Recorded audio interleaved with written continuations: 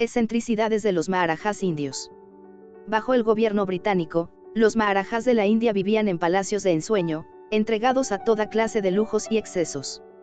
Existían nada menos que 565 estados principescos que gozaban de una amplia autonomía. El selecto grupo de los maharajas incluía personalidades extremas, unos cultos, otros muy burdos, unos encantadores y seductores, otros crueles y otros un poco locos, pero eso sí, todos excéntricos. En su extravagancia, se sentían herederos de los grandes príncipes y emperadores del pasado. Para todos ellos, ser excéntrico había sido siempre una forma de refinamiento y de mostrar su poderío y sus riquezas. Los maharajas se hacían bromas a la altura de sus excentricidades. Siempre estaban intercambiándose vírgenes, perlas y elefantes. Hacían impresionantes y ostentosas ceremonias públicas.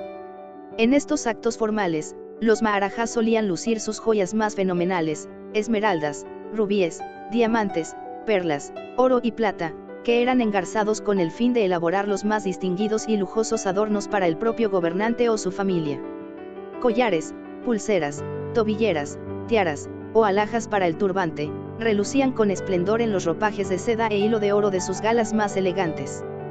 El maharaja Asaf Jah VII, Hyderabad, tuvo 86 amantes, padre de 100 hijos, disponía de 14.718 empleados.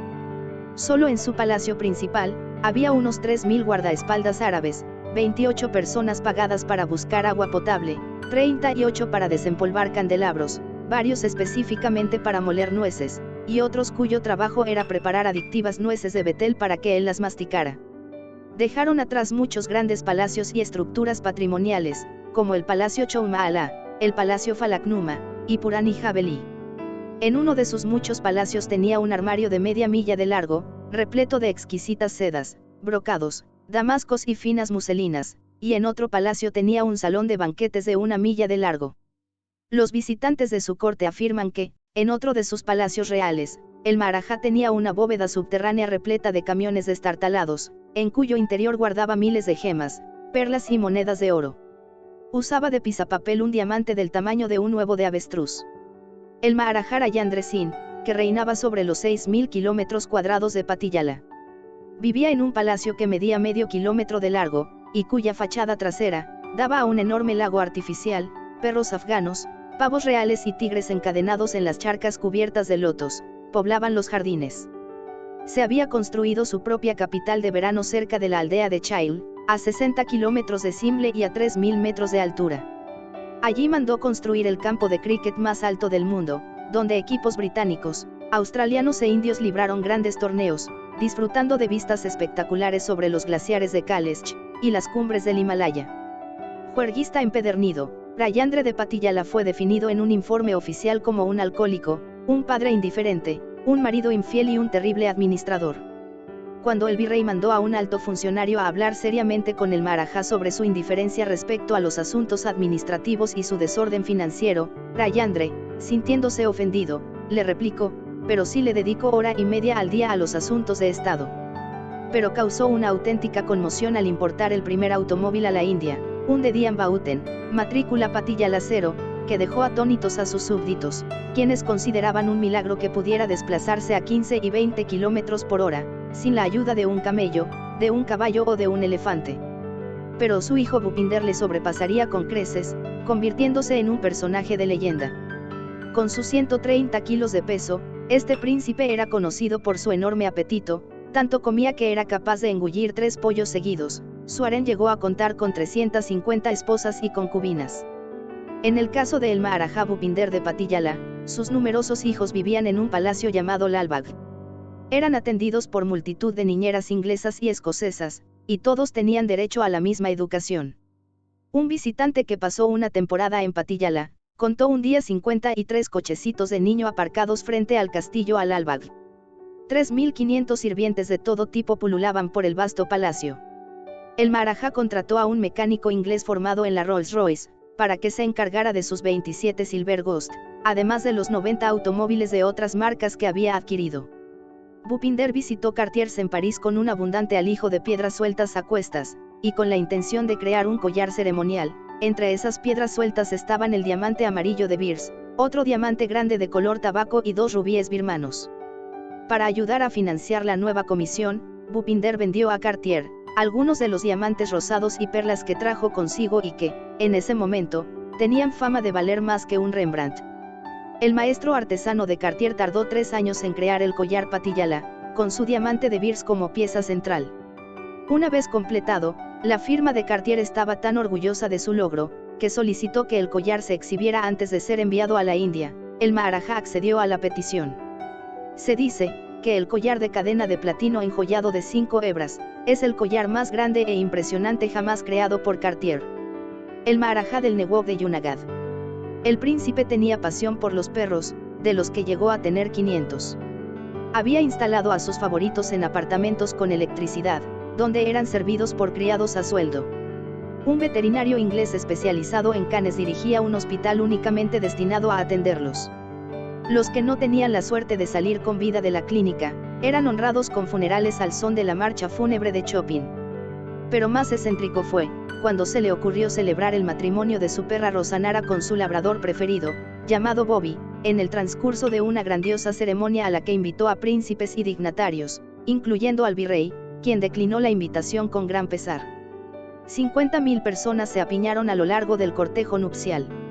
El perro iba vestido de seda y llevaba pulseras de oro, mientras que la novia, perfumada como una mujercita, lucía joyas de pedrería. Durante el banquete, sentaron a la feliz pareja a la derecha del Nawab, y luego fueron conducidos a uno de los apartamentos para que allí consumaran su unión. Sayajira Aurangzeb III, Maharaja de Beroude, hizo construir el Palacio Lakshmi Vilas, en Vadodara, en el estado de Gujarat, que en su época fue la construcción privada más grande del mundo, con un tren privado y un campo de polo, por lo que no es de extrañar que en sus memorias el príncipe heredero contara que le costó 2 años orientarse en él.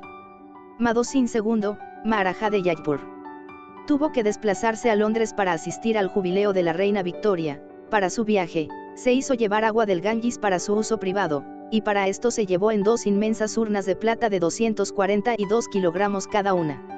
Aún se conservan como los objetos de plata más grandes del mundo en el llamado Palacio de la Ciudad. El Maharaja Brijendra Singh, Maharaja de Bhartapur, tenía una flota de Rolls Royce desde los que disparaba a los patos en sus cacerías, y se dice que en 1938, él y su huésped, el virrey Lord Linlithgow y su grupo, mataron en un solo día 4.273 de estas aves. El Maharaja Jai Singh de Olwar empleaba viudas como cebo para tigres, pero siempre abatía al animal antes de que las atacara. El Maharaja Sayajira Aurangzeb III. Una de sus excentricidades era el ritual Tuladan, en el que se subía a una balanza, y la equilibraba con su propio peso en oro, que repartía luego entre sus súbditos. El Raja de Kapurthala. En un recorrido hacia Bombay en el Punjab Mail, en sus vagones privados enganchados al final de un tren que transportaba 1 millar de pasajeros, ordenó a su secretario particular que mandase detener el convoy durante 10 minutos en la estación de Nasik para afeitarse. El jefe de estación le informó que no tenía autoridad para ello, e inmediatamente telefoneó a su superior, quien le ordenó que hiciese partir el tren. El secretario insistió en pagar todos los gastos por las demoras del tren, mientras los guardaespaldas del Raja conminaban al maquinista a esperar unos minutos. De modo que el jefe de estación tuvo que aguantarse. Y los 1000 pasajeros también. Luego mandó un informe elevando una protesta oficial ante las más altas instancias de administración del ferrocarril, que lo transmitieron al departamento político del Punjab. El Raja había hecho otra de las suyas. Su argumentación fue: si el tren no hubiera esperado unos minutos, hubiera podido lesionarme, lo que le hubiera costado más caro a la compañía del ferrocarril debido a los seguros que tenía si se hubiese hecho algún daño, que los gastos ocasionados por un pequeño retraso. El Maharaja Yaktayit de Kapurthala. Yaktayit levantó una mansión a unos 100 kilómetros de Simle, amuebló el interior al estilo francés, con cuadros, muebles de época, porcelanas y tapices, y lo bautizó con el exótico nombre de Chateau Kapurthala. La mansión se hizo famosa por sus bailes de disfraces amenizados con grandes orquestas. El disfraz proporcionaba el anonimato necesario para que los aristócratas indios y las mujeres europeas mantuvieran relaciones a escondidas de los maridos de estas, ausentes porque no podían permitirse el lujo de pasar 4 meses de veraneo en familia. Al término de las fiestas del Raja, en secreto, las parejas se marchaban a la carretera circular detrás de la colina desde donde se disfrutaba de un paisaje idílico. Las parejas pasaban allí largas horas, y luego devolvían a las señoras a sus residencias. El Maharajá de Gwalior mandó a izar sobre el tejado de su palacio al más pesado de sus elefantes, con el resultado el tejado se hundió. Alegó que había decidido comprobar la solidez del tejado, pues había comprado en Venecia un candelabro gigantesco para rivalizar con los que colgaban de los techos del Palacio de Buckingham. Ese mismo Maharajá era tan aficionado a los trenes que había mandado fabricar uno en miniatura, cuyas locomotoras y vagones circulaban sobre una red de rieles de plata maciza entre las cocinas y la inmensa mesa de comedor de su palacio. El cuadro de mando estaba instalado en el lugar donde él se sentaba. Manipulando manivelas, palancas, botones y sirenas, el Maharajá regulaba el tráfico de los trenes que transportaban bebidas, comida, cigarros o dulces. Los vagones cisterna, llenos de whisky o vino, se detenían ante el comensal que había pedido una copa. La fama de ese tren llegó hasta Inglaterra debido a que, durante un banquete ofrecido a la reina Mary, a causa de un cortocircuito en el cuadro de mandos, los vagones se lanzaron desbocados por el comedor, salpicando vino y jerez, y proyectando pollo al curry sobre los vestidos de las señoras, y en los inmaculados uniformes de los caballeros. Fue el accidente de ferrocarril más absurdo de la historia. El Maharajá del Rajastán llevaba todos sus asuntos, incluidos los consejos de ministros y los juicios, desde su baño, porque era el lugar más fresco del palacio. Otro, para reducir gastos, aunó en un mismo alto funcionario los puestos de juez del Estado con el de inspector general de bailarinas, por lo que le pagaba 100 rupias al mes.